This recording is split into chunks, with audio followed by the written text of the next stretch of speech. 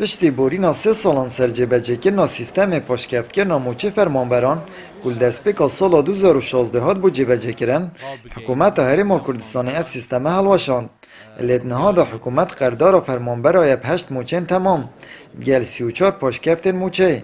Şênbêjin qerên her fermanberekî bi 10 milyon dînarin. Lê taniha hikûmetê hîç planek bû vegerandina vî pareyê nedanaye. Hevwelatiyên dihokê jî dixwazin حکومت پشتکفت موچلدی پلان کارکخستی بو فرمانبرام زبرینید. دخواست اف پوریمویل دف حکمتت کن که پرکه کشریکا بو فرمانبر و مستاب گشتی زبرین تاوه او جی حکمت ریکه که ببینه چه حسابه که بو مستای فرمانبر بشکل که عام وگد یان جی گل مثلا هر راتبه که اف پوری پشتکفت کری جاره کدی بو زبرین تاوه چونکه انسان فرمانبر و ماموستا بشکل که عام خلال وان 3 سال چویدا چه بدگله که شوانا دیندار بینه چه بدگله که شوانا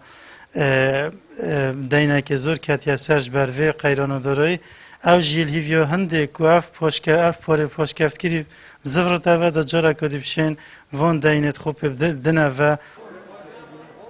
الوی دمه که حوالاتی و فرمانبرین هرما کردستان جیانه که دجوار و بزحمت در باست کرد حکومت هرمه بیک و گهدان داخازین واب کرد و روش جیار وان برچاف ور بگیرید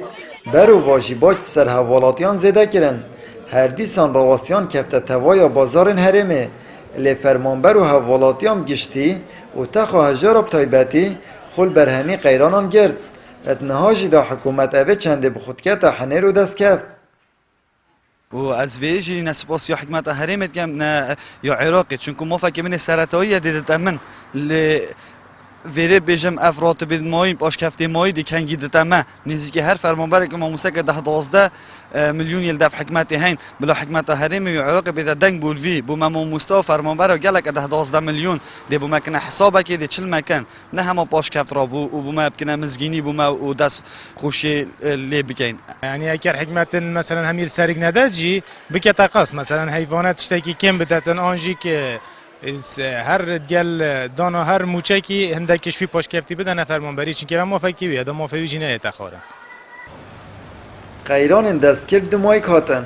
و حکومت هرمه دیسان وکو قارمان خونیشان دا لیا گرنگ بو توای خلک کردستان اوه کو قارمان هر دم قرن پاشکفتا موچه دمک نزیک دا بو فرمانبرام زبرینید.